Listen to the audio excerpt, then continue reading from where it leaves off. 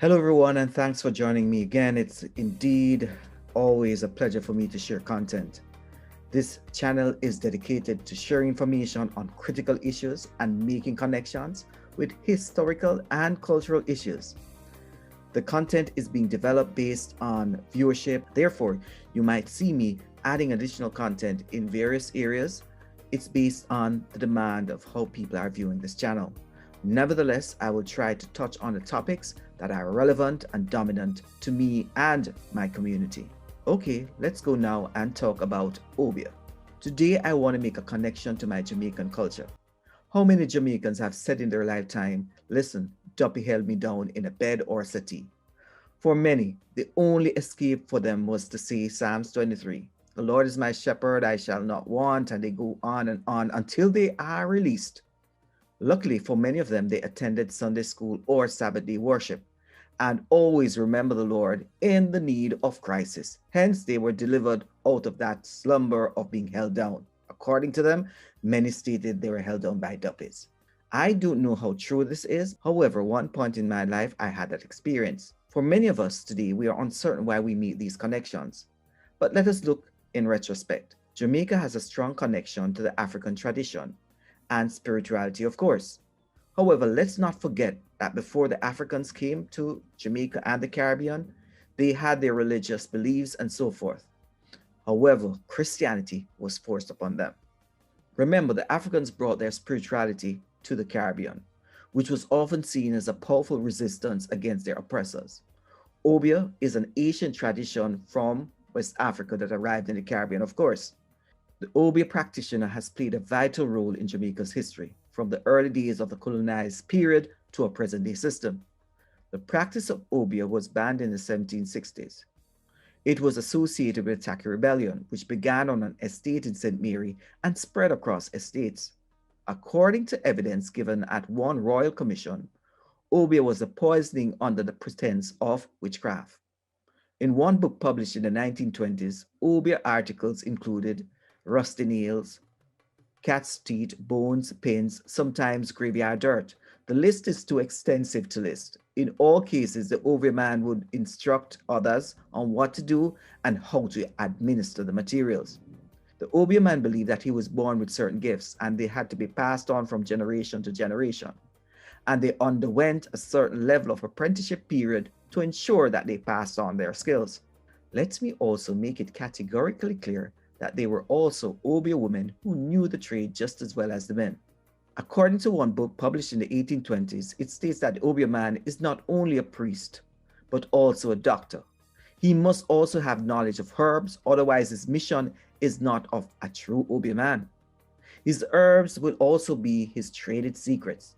The Obeah man was said to be versed in tropical herbs that could be used as healing as well as poison. For example, there is a record of one Obeah man called Shelley who confessed in a court in Montego Bay in the 1820s that he injured several people using Obeah.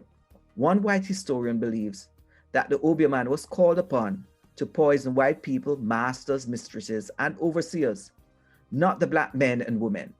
The white historian goes on to say that only God knows what satanic practice this was. The same historian goes on to suggest primitive races have a curious knock to graft Christianity and their old beliefs. For clarity, this is far from the truth. The Africans arrived in the Caribbean with their religious practices. Christianity was forced upon them, so they had to merge, of course, right? At times, an Obeah man would take on another Obeah man to remove an injury caused by another Obeah man, of course. According to one historian, one man fell off a horse and broke his neck because he had been doing Obeah, of course. They found Obeah in his pocket, and of course, they stated that Obeah had come back on him. If a white person found a rusty nail or something above their head, they would be very scared because it would be ultimate death for them, they would assume. There's also the mystery about Obeah in the sense that in the 1800s, many believed that an Obeah man could transform himself into someone's body. Of course, you know about the duppy bat, right?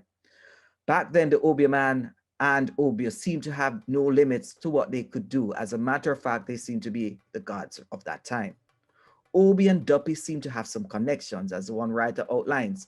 Duppies cannot harm someone unless an Obeah man starts it off. So therefore, we need protection. So then again, you can protect yourself with a charm from an Obeah man. I've heard some stories about people using guard rings and so forth to help them to evade certain things.